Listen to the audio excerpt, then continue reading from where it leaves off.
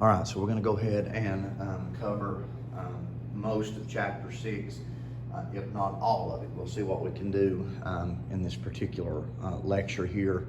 You're going to have to bear with me just a little bit and recognize that there again, this is very lengthy because here's what we do.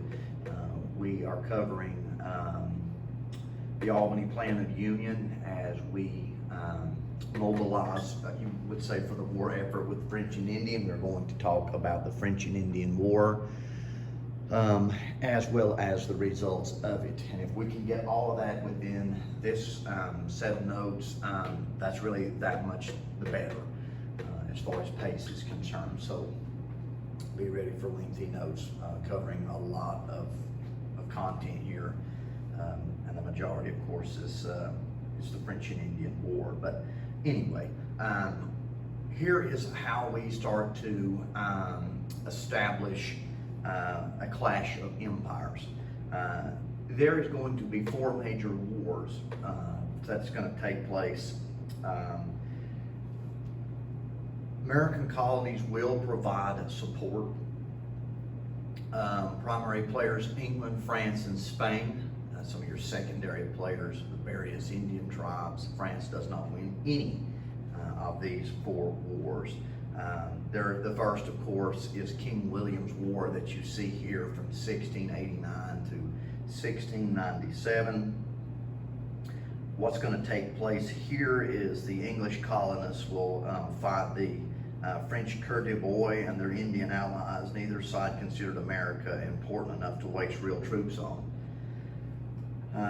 French-inspired Indians ravaged in New York, Deerfield, Massachusetts. The British did try to capture Quebec and Montreal during the skirmish, but they would fail. There would sort of be a treaty that sort of centered in and around the fur trade. So that was kind of the basics of the War of League of Augsburg, or some refer to as the King William's War. Now, real quick, you don't necessarily need to know great detail about these wars. You need to know the result of them. So we're not going to go into great detail as far as these particular wars. It's really secondary in America's, mainly fought in Europe over this course of time that you see here. At stake is the control of the West Indies. That's probably the biggest geographical reward, if you will, not necessarily the colonies. The 13 colonies and Canada, of course, would be at stake as well. You can refer to these as world wars because, of course, you have a barrage of countries involved. Such, for example, with King George War here. This war of Austrian secession was referred to King George War. France allied itself with Spain, but England's troops captured the fortress of Cape Breton Island, which is referred to as Fort Louisbourg. Peace terms of this war gave strategically located Louisbourg, which the New Englanders had captured, back to France, and it outraged the colonists who feared the fort. So there's a lot of countries involved here, and everybody is trying to recalibrate their allies, if you will, a lot like World War I. So henceforth it is safe to say that it is a world war, or a group of world wars. Now, here's what you need to know first and foremost, or mainly. Salutary neglect is the big kicker here, all right? Meanwhile, while these wars are taking place, the navigation acts that are put on the British colonies are not being enforced. So it's easier for these countries there again to trade with other countries for the best bargain. Salutary neglect, of course, means that the mother country of England is not enforcing their economic principles, their political principles in the British colonies. Therefore, these British colonies kind of are left alone and free to self-govern themselves. And that is what the colonists like. That's what they're growing accustomed to. All right, so very important that you would know that in these 4 World War situations. England leaves the colonies alone. Colonies grow very accustomed to this. That is what you need to know, all right, first and foremost. All right, So once, these world wars are over, there again, England starts to show themselves back to the British colonies, and guess what? The whole tension starts to ratchet up that much the more. And you'll see, the breakdown occur, especially by the end of the French and Indian War.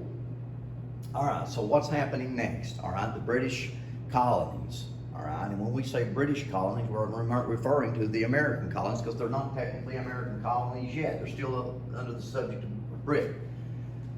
All right, so these colonies, they're again in and around this area here of what we would refer to of, northern Virginia and Pennsylvania area, are all vying for that Ohio River valley.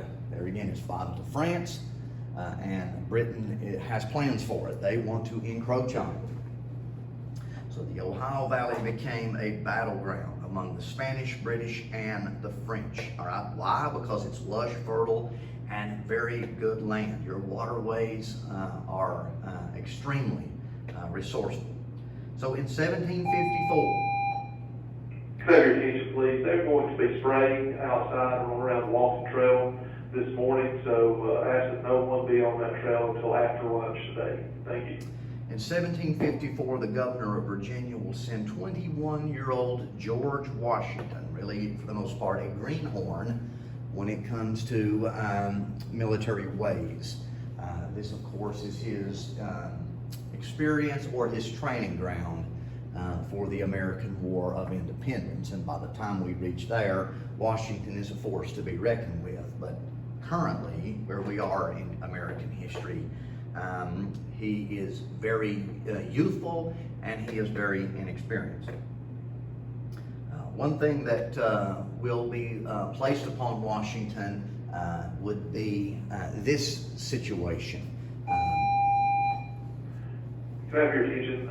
We did have a short teachers meeting at 9:15 this morning. That will be in the media center. Just high school teachers at 9:15 in the media center. Thank you.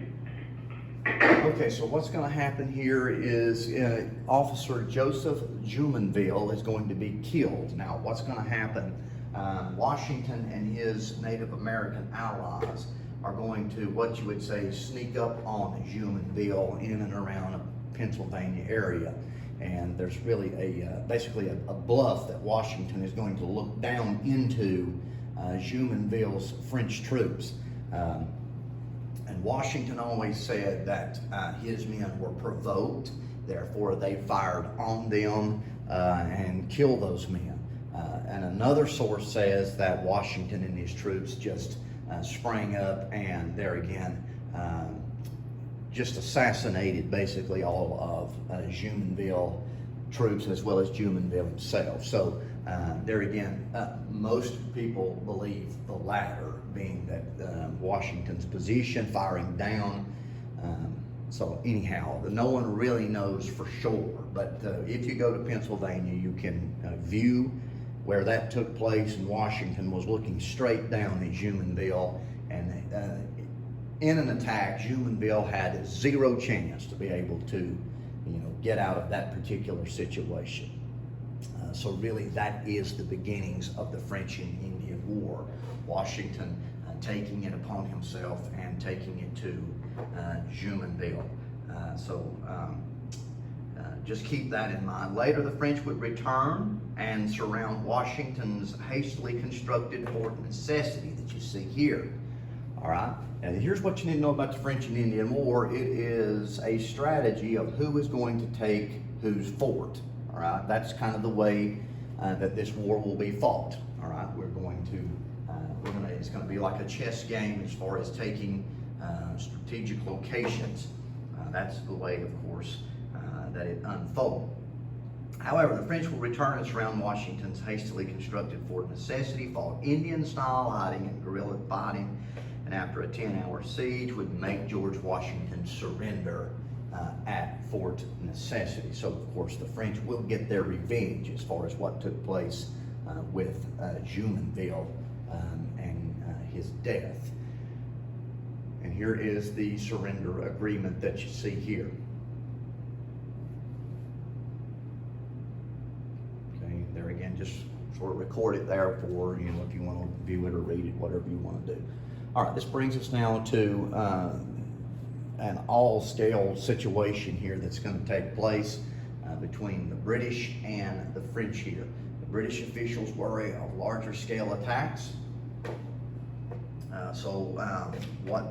What does the British start to do? The first French to leave Canada, of course, were the Acadians. The British had won that area, demanded that all residents either swear allegiance to Britain or leave. So in 1755, they were forcibly expelled from the region.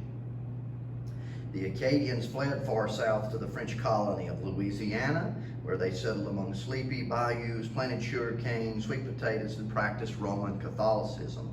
They also spoke a French dialect that some came to be called as Cajun. Cajuns married the Spanish, French, and Germans, and they were largely isolated in large families until the 1930s, when a bridge building spree engineered by Governor Huey Long broke the isolation of these bayou communities. So if you ever go into Louisiana or the New Orleans area, in those coastal areas, this is how you have your Cajun, all right? It is all centered in and around those French men and women having to leave during the French and Indian War. Okay, so just remember that.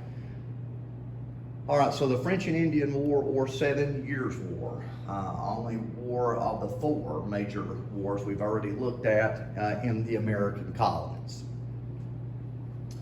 Okay, so just remember that. Fought in America. There was also skirmishes in other locations that you see here.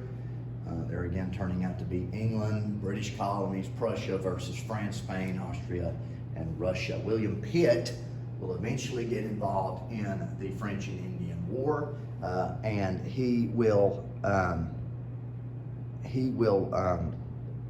fund the war, and in which the case then it will help the British colonies to be even better as far as fighting France. So he was referred to as the Great Commoner, and I think there's more about him in a couple more slides. All right, so here is the shakedown here of the war.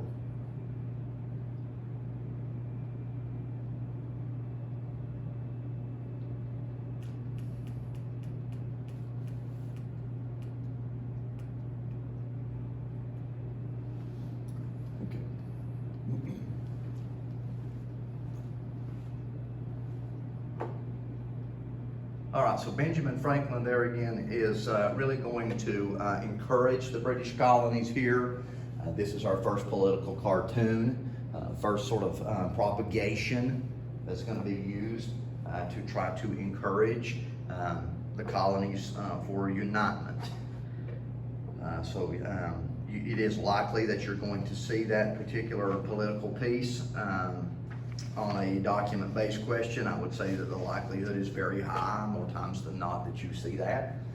But just remember, this is during the French and Indian War, where Benjamin Franklin is encouraging these colonies. You see the broken piece representing New England, New York, New Jersey, Maryland, Virginia, South Carolina, North Carolina, to unite and become as one.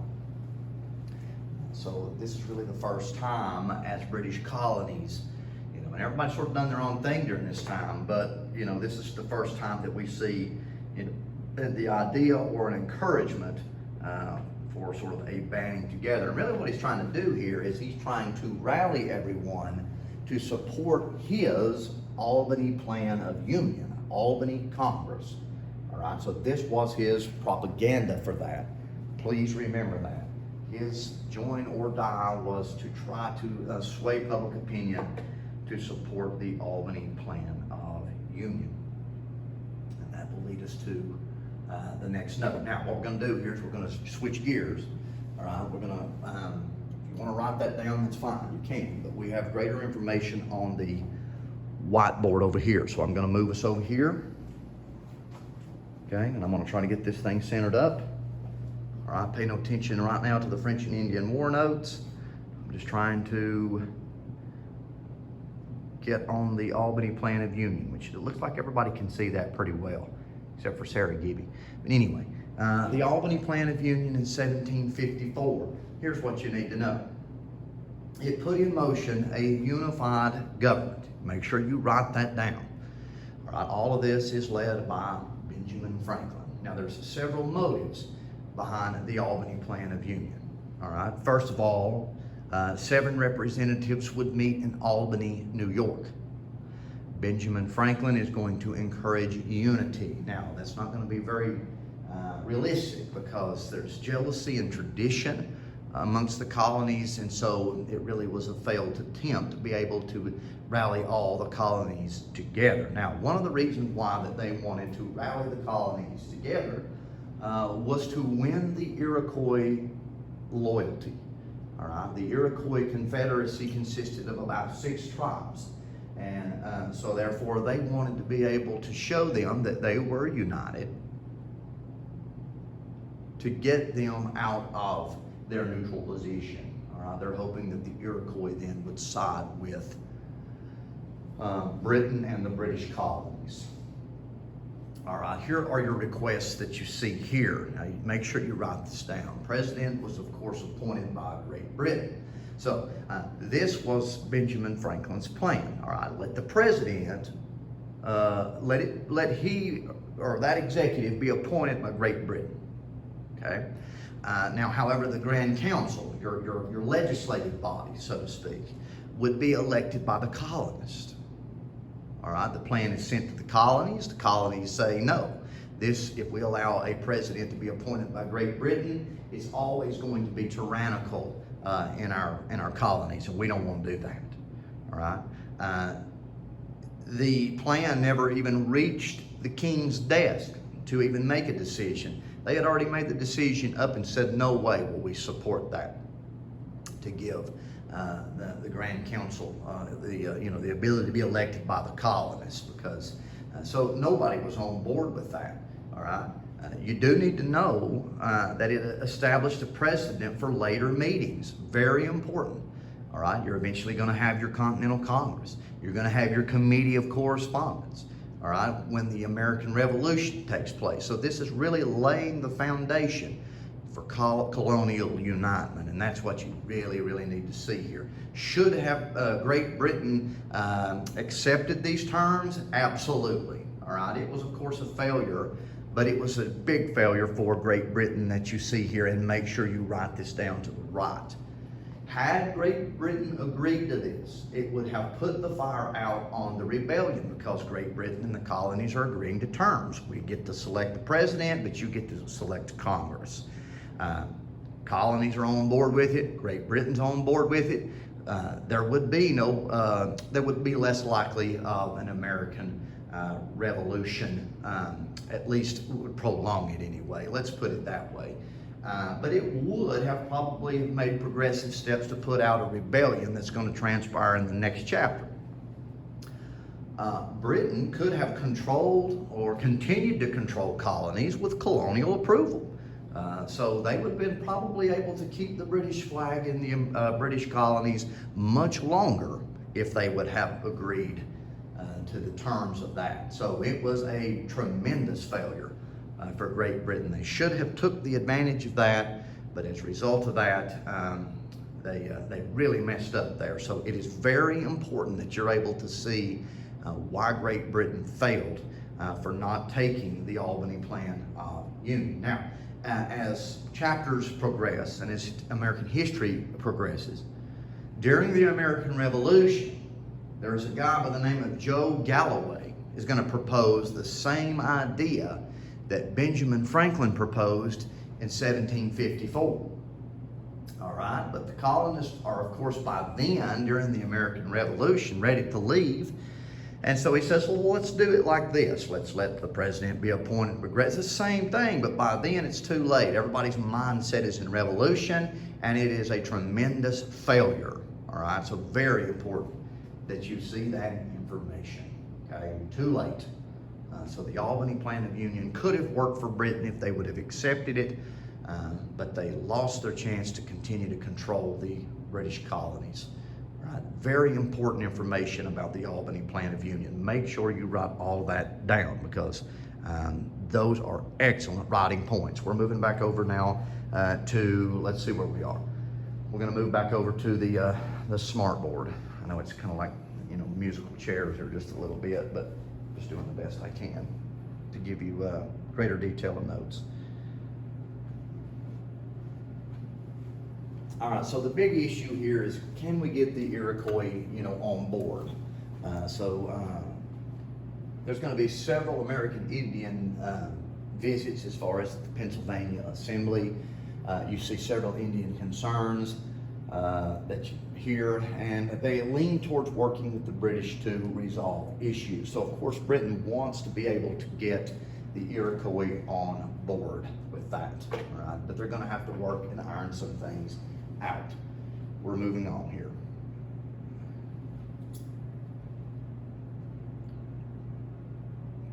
All right, here's what's going to happen. The Iroquois will break off relations with Britain and threaten to trade with France. Plan is rejected. The Albany Plan is rejected. All right, it's going to set example for future Continental Congress. Don't write that. You've already done that. That's just to show you that the Iroquois would break off relations. All right, we're going to jump now to the French and Indian War. All right, here's what I'm going to do. After we go over this, I'm going to move back over to the whiteboard and sort of give you a rundown of what happened to the French and Indian War, and then I'm going to come back one more time to the smart board and conclude these notes. By 1755, English General Edward Braddock is going to be in charge of colonial forces. He, of course, war veteran, highest British official in North America. George Washington selected as the unofficial aide-de-camp, or basically second in command, if you will. And there again, Braddock would dislike the colonial buckskin, so he was always making statements, you know, paraphrased, to lead a bunch of inexperienced soldiers with slow and very heavy artillery. You know, he didn't really have the best working relationship with the colonial fighters, if you will. This would probably be pretty decent to have written down before we jump into the French and Indian War notes, which are, for the most part, we're going to keep it really short. Colonials are going to use Indian-style guerrilla tactics. There again, he's not really, Braddock is not down with that. He's more of a march in formation with bayonet charge. So in a battle with French, the British were ambushed, routed by French. Washington reportedly had 2 horses shot out from under him and 4 bullets go through his coat, never through him. So Braddock had a hard time being able to get the colonists to fight in such tactic as he's accustomed to. So you see that the methods are very different, and these two, of course, are fighting with each other, not, you know, against each other, but they're with one another to try to beat the French. But there's just, the disciplines are very different, okay, between the colonials and the British. So it was very difficult for them, of course, to work together. Okay, so everybody sort of see how that works out there. And there again, this is going to lead to disaster for Edward Braddock in the early parts of the French and Indian War. All right, so don't write this note. I'm going to turn the lights back on. We're going back over here to the far end of the whiteboard, and we're going to give to you what you need to know for the French and Indian War. Okay, in my personal opinion, these are much better notes because they're quick and to the point. Okay, you're not going to be tested primarily on battles and things like that. You got to know the cause, you got to know the effect of particular wars. So hopefully everybody can see that. All right, so we already know that General Braddock, who is in charge of the colonial forces, and the colonial relations, of course, are very, very poor. And I spelled that with 4 O's there because it is very, very poor. Anyway, Fort Duquesne, I don't know if I spelled that right, probably didn't. 2/3 of Braddock's men are wiped out. Okay, make sure you write that down, including Braddock himself. All right, so that's kind of what he gets for being a bud, I guess, if you will. In a 2-hour period, 714 of 1,300 people would be killed. the next 2 years, British would control Nova Scotia, and then they would expel some 11,000 Acadians that we've kind of already mentioned about, where we get your Cajun personnel. By 1759, there would be a capture of Fort Duquesne, Ticonderoga, and Louisbourg. All right, 1759, the British would defeat the French at the Plains of Abraham near Quebec, and Montreal would surrender the next year. All right, during this time, all right, you're going to have a guy by the name of William Pitt in 1757, who was referred to as the organizer of victory. He is going to take the leadership role in London. He now is going to pick young, energetic leaders to focus on Quebec and Montreal. So very important that you're able to see that between 57 and 59. Okay, it's sort of, England's military is under new management, and that's William Pitt. You may want to add that to that note there. He's picking young, energetic people. He's going to pick people like General James Wolfe. All right, there again, and he is going to recharge the military. And because of William Pitt, it's safe to say that the British colonies will be able to, and Britain will be able to defeat the French in the French and Indian War. In 1758, Louisbourg will fall, the first British victory. They will control the St. Lawrence River. What happens next? The Iroquois will change their position. Okay, very important that you're able to see that. I know that's not written down, but there again, you may want to know that information as well. All right, so right here, you may want to add William Pitt will establish there again and energize the military.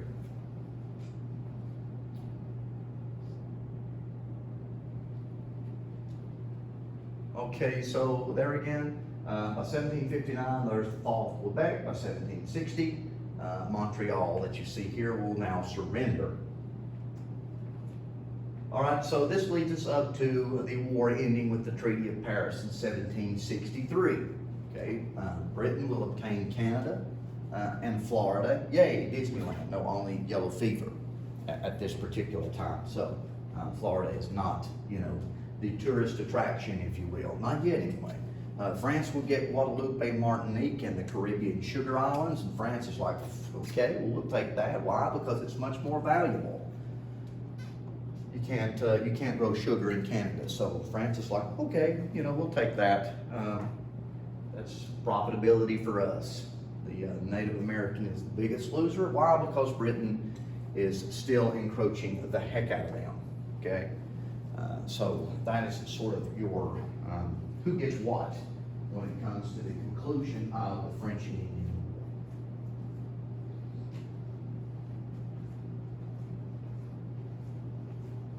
War. Okay, so I'm going to pick this up now. Those are just the workings of the French and Indian War in a quicker manner. We're going to come back over here to the smart board, and I promise I'm not going to move it anymore. Some of y'all's stomachs are starting to churn. But anyway, France lost her Canadian possessions. Most of her empire in India claims the lands east of the Mississippi River. Spain would get all of French lands west of the Mississippi River. New Orleans would lost Florida to England. Got all French lands in Canada, exclusive rights to the Caribbean slave trade, and commercial dominance in India. So those were the terms of the peace treaty at Paris in 1763.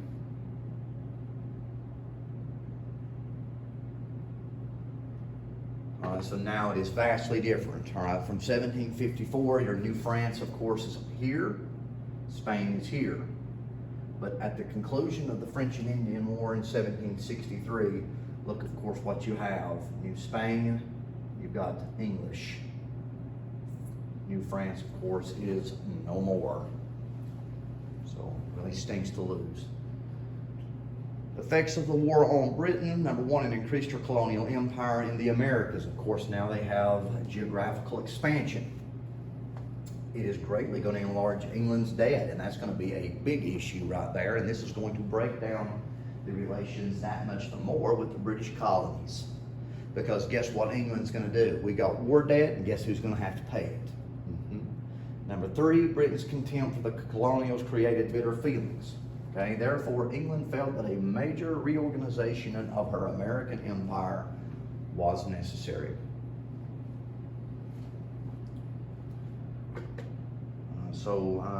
We're starting to see a deterioration, which is going to lead to, in Chapter 7, the American Revolution. Here are your effects. You need to write them down. It is united them against a common enemy for the first time. The idea of the Albany Planted Union, even though it didn't pass, and these colonies are like, man, look what we can do when we come together here. If we can take it to the French, who's to say we couldn't take it to the British if we need to? So the ball starts rolling, really. It created a socializing experience for all the colonials who participated, of course. It bands everybody together, and a element of nationalism kind of is starting to be created. It creates bitter feelings towards the British that would only intensify. Very important that you know those 3 effects of the war. And as I said, that's what you got to know for the most part when it comes to wars. We don't spend a lot of time in the battles and things like that. It is the causes, it is the effects that you will be tested on. So the war's over. No, it's not. Here's the deal. All right, let me go back to this map here, okay? I'm trying to hurry because we're already 30 minutes in. All right. We are here as far as colonies are concerned. So what does the British colonists want to do? And I say British because they're still subject to Britain in 1763. They want to move into this area, this new established area that they have taken from New France. Okay? As they move there, guess who they find? They find Native Americans. Okay? So we're moving ahead here. Hurry and get on through here.